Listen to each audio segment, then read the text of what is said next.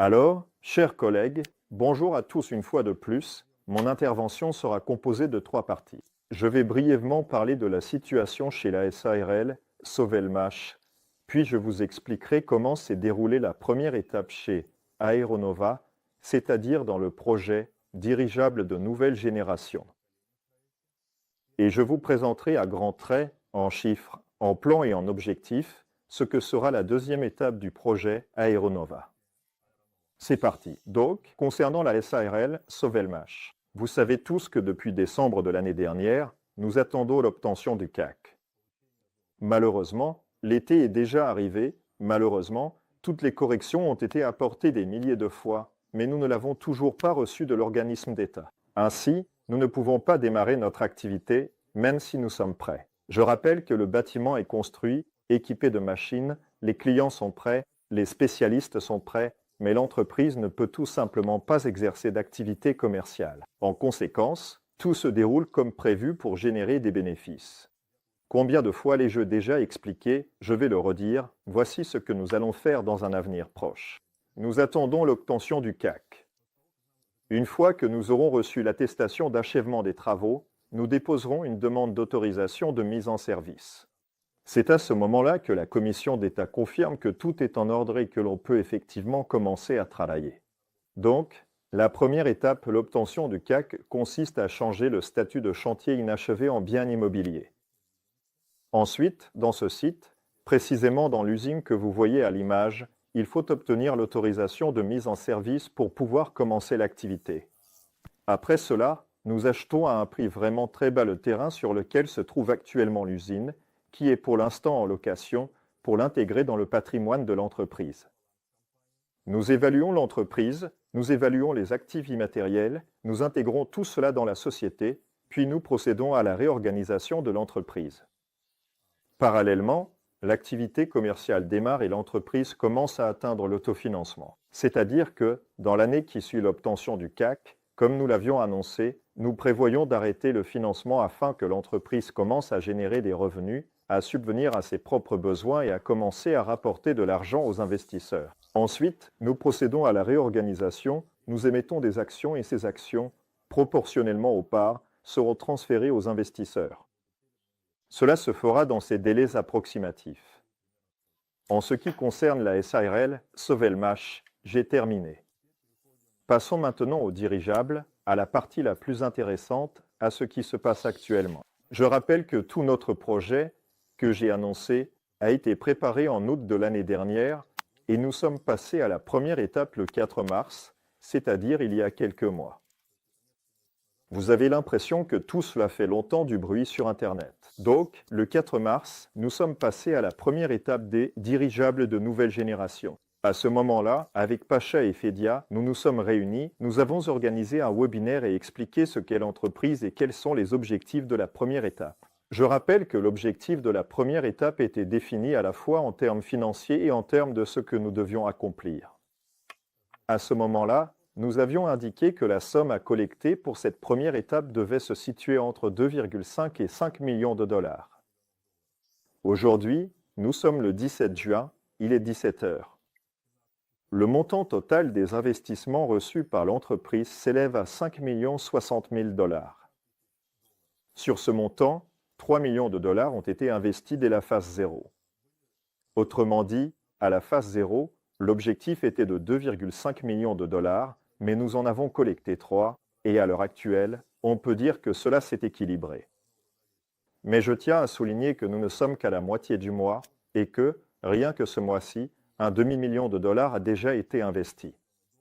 Autrement dit, je suis plus que certain qu'à partir de ce mois-ci, l'entreprise atteindra un niveau de collecte de fonds supérieur à 1 million de dollars par mois. Il s'agit là de fonds effectivement reçus. Par ailleurs, nous avons ce que l'on appelle des paiements échelonnés et le volume des engagements que les investisseurs ont pris à leur charge. Vous voyez ce graphique à l'écran, même si, il me semble, la partie inférieure n'est pas la bonne. Bref, à l'heure actuelle, les gens se sont engagés sur 13 millions de dollars en paiements échelonnés. Le nombre d'investisseurs à ce jour, actuellement, dans dirigeables de nouvelle génération, est de 7 238 personnes, dont 5150 investisseurs actifs qui paient en plusieurs fois. En même temps, le nombre de packs d'investissement achetés s'élève à 7811, ce qui signifie que nos investisseurs achètent non pas une seule fois, mais plusieurs fois, en voyant comment l'entreprise fonctionne. Je pense que c'est le contexte général de l'information et c'est en grande partie grâce à tous les investisseurs, car les gens partagent l'information et, en fait, c'est leur énergie qui alimente tout ce projet. Eh bien, je rappelle donc qu'à l'heure actuelle, nous avons justement lancé une offre spéciale car nous avons actuellement plusieurs objectifs financiers pour lesquels nous avons besoin d'un certain montant d'argent immédiatement. Nous menons l'opération dont Pavel a parlé. Les facilités de paiement libérées lors de la première et de la phase 0 avec remise, nous les avons proposées en quantité limitée afin d'atteindre notre objectif. Autrement dit, si l'on ajoute le montant actuel aux 3,5 millions de dollars de la phase 0, nous devrions atteindre environ 5,5 à 6 millions, mais je suis certain que nous dépasserons largement ce chiffre. Donc, d'un point de vue financier, il n'y a aucun problème. Passons maintenant à ce qui a été réalisé lors de la première phase d'un point de vue technique, et ainsi de suite. Eh bien, vous avez sans doute vu le plus grand accomplissement de toute l'équipe technique, de tous nos ingénieurs, le lancement du tout premier dirigeable sans pilote en Russie, c'est vraiment très impressionnant. C'est-à-dire le dirigeable Nova 01 que nous avons lancé dans la région de Moscou, que vous avez probablement vu à de nombreuses reprises, c'est notre tout premier. C'est une plateforme de test sur laquelle nous mettons au point les principales technologies de pilotage, de soudure de l'enveloppe, les ordinateurs de bord, les moteurs, comment tout cela interagit. Je tiens à féliciter tout le monde. Je l'ai déjà dit lors de l'annonce, vous pourrez bientôt venir voir par vous-même, tous ceux qui viennent, tout comme moi et toute l'équipe, sont impressionnés par ce qui a été accompli.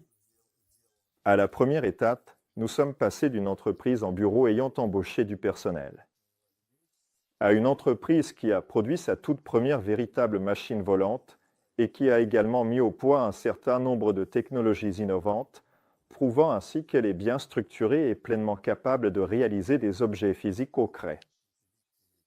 En plus de cela, nous avons lancé un appareil stratosphérique, Fedor en parlera plus en détail. Nous nous préparons à une petite série, c'est pourquoi j'ai commencé à travailler avec des clients potentiels, notamment pour la publicité sur les dirigeables au départ. Nous menons également, en ce moment, des négociations concrètes et approfondies avec des clients potentiels qui souhaitent nous commander une flotte entière de dirigeables. Ils ne seront pas petits, ce seront des dirigeables cargo sans pilote. Ce sera simplement un peu plus tard, mais le fait est que les négociations sont en cours, des gens viennent nous voir, nous discutons avec eux. Je ne peux pas dire de quelle entreprise il s'agit, mais tout cela a déjà commencé. Un autre événement particulièrement marquant pour moi, personnellement, a été la signature d'un accord de coopération avec la BOMKA. Nous pouvons désormais collaborer pleinement avec leurs ingénieurs, leur public, leurs ressources, leurs fonds, et ainsi de suite. Vous avez sûrement déjà vu des informations à ce sujet. Notre activité, qui s'est récemment intensifiée, a fait que nous sommes désormais bel et bien dans le viseur des médias fédéraux. Peut-être l'avez-vous déjà vu aussi, des reporters de NTV sont venus chez nous. C'est, en fait, la première chaîne qui s'est déplacée, a tout filmé et présenté. C'est-à-dire, vous savez, il arrive que des entreprises prennent contact et réalisent certains reportages commerciaux, et ainsi de suite. Dans notre cas, en réalité, ils cherchaient simplement un sujet, ils se sont donc tout naturellement adressés à nous, et l'équipe leur a absolument tout présenté, tout montré, en détail, etc.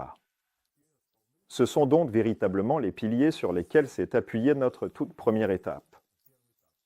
Concernant la deuxième étape, en effet, nous avons tous déjà grandi, les objectifs fixés pour cette nouvelle phase sont désormais plus ambitieux et exigeants.